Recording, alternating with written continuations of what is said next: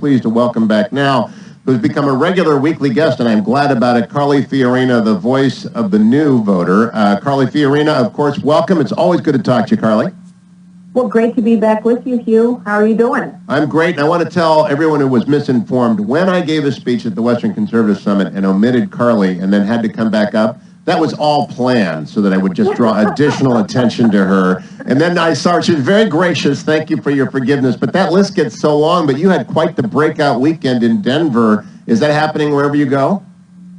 Well, we're very encouraged. I have to say I'm very encouraged. But Hugh, you know I'm not going to let you get away that easy. I mean, in your book months ago, you said Hillary Clinton should just ignore me. You owe me, man. You just owe me. That's the way it is. Every week that Carly Fiorina wants to come on. Okay, now let me get to the issue of the week. I have asked Ted Cruz yesterday, Rick Perry today, Jeb Bush last week, Scott Walker on the stage in Colorado. If it came down to using the Reid rule to break the Senate filibuster tradition in order to repeal Obamacare root and branch, would Carly Fiorina urge Mitch McConnell to break the filibuster rule in order to get rid of Obamacare?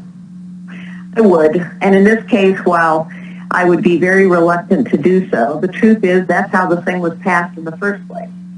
So, it was passed on reconciliation. That too went around normal Senate rules. And Obamacare is a tangled web that is becoming worse, clearly, day by day. This isn't an ideological thing, although obviously, from an ideological perspective, having government disentwined in society is terrible, but it's obviously failing all Americans, whether they were for it or not. Emergency room visits up over 50%, insurance premiums up 35% that we know of. People being thrown into Medicaid where Medicaid is underfunded and doctors are leaving Medicaid in droves. This plan is failing the American people, whether they were for it originally or not. And so, to be clear, if the filibuster has to go in order to make sure that Obamacare is gone, Carly's in favor of breaking the filibuster. I am, unfortunately, because I tend to want to stand by principle. But Obamacare was passed with less than 60 votes in the Senate, and a reconciliation process, which was not right either, and we need to get rid of this thing. Now, Senator Cruz defended the filibuster at great length yesterday, and I want to beat this down, but I do believe this will be a point of division for Iowa voters, New Hampshire voters, and South Carolina voters, and therefore I'm going to explore it with every candidate. What is the key differentiating issue right now, Carly Fiorina, among all these wonderful conservatives, many of whom I saw this past weekend? Well, I think that's going to play out over time. We have a lot of candidates, and this is a long process. But I think running for president is certainly about issues. It's also about experience. It's also about temperament. It's also about judgment.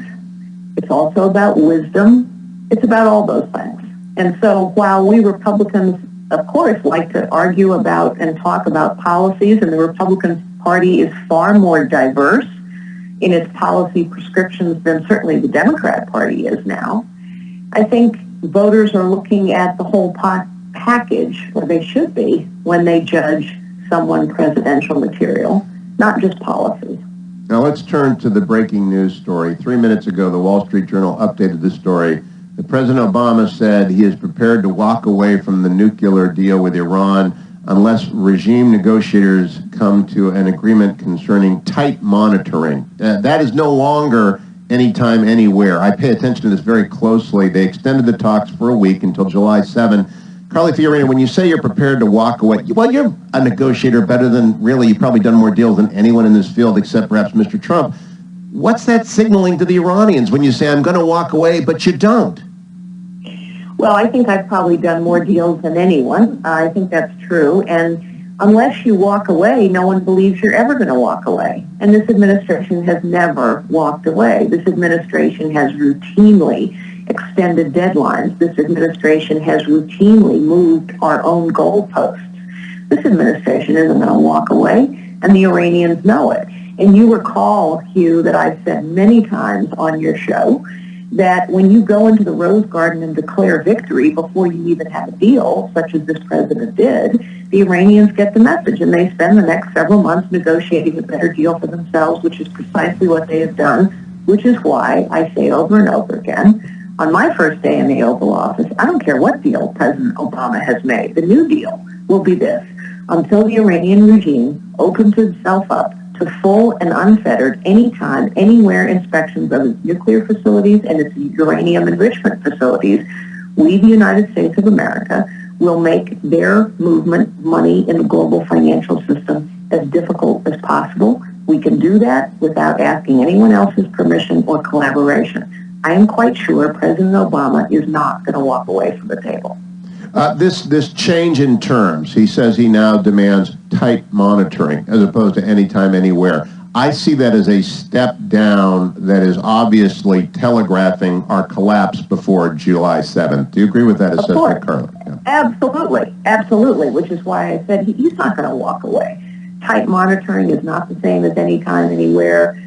We've gone now from snapback inspections or snapback sanctions. No, the Iranian regime has said, no, the sanctions have to be removed before we're going to open anything up for inspections or monitoring, whatever they're saying now. Of course he's changing the goalposts. He continues to, and he will right up until the end, which is why we know that this is going to be a very bad deal. Let me turn then to something I talked about with Governor Perry last hour. It has come to light this week that Mrs. Clinton and President Obama, on the night of the Benghazi attack and murders, were exchanging emails which have not been turned over to the Oversight Committee and which have in fact been redacted. Is there a cover-up underway that Mrs. Clinton is a part of? Well, it certainly looks that way, doesn't it? I mean, Yes. It certainly appears that Mrs. Clinton and President Obama, Secretary of State Clinton and President Obama, knew immediately that these were terrorist attacks, that they had been pre-planned, that this was not a casual demonstration, and yet both of them, including Mrs. Clinton, stood over coffins and told the American people for many weeks following that this was a demonstration, that we couldn't have predicted this. And later, of course, Mrs. Clinton said to a congressional hearing, what possible difference could it make? Why or how these Americans were murdered? It's stunning. And yet we also know, Hugh, I will remind you and all of your listeners, we really thought in 2012 that Benghazi was going to be Obama's great Achilles heel in the 2012 election. It turned out not to be the case. And it wasn't the case because, unfortunately, our nominee, a good man, he would have made a fine president. But our nominee wouldn't drive the point home, which is why, no matter how bad Benghazi looks now, we better have a nominee next summer who will drive this point home over and over and over in the debates, because otherwise, I fear, Mrs. Clinton will get away with Benghazi just as President Obama did.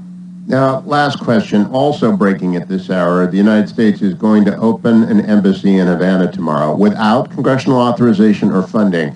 If that congressional authorization and funding does not follow, Carly Fiorina, will you close that embassy, which is, in my opinion, being open contrary to law? Absolutely, I will close it. And the truth is that this is such an example of President Obama's flagrant disregard for the democratic process. He did not even recall, he did not even discuss this with his own party before he did it, before he said we're normalizing relations with Cuba, much less discuss it with the American people, much less discuss it with Congress as a whole. He just apparently woke up one morning and said, I'm going to do this.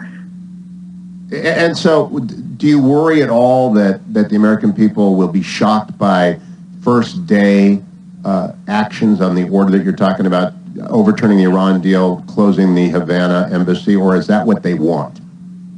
Well, I think I will continue to speak to the American people about all of these things throughout this long primary process, and if I am the nominee, through the general election process. So I don't think it will be a shock, quite the contrary.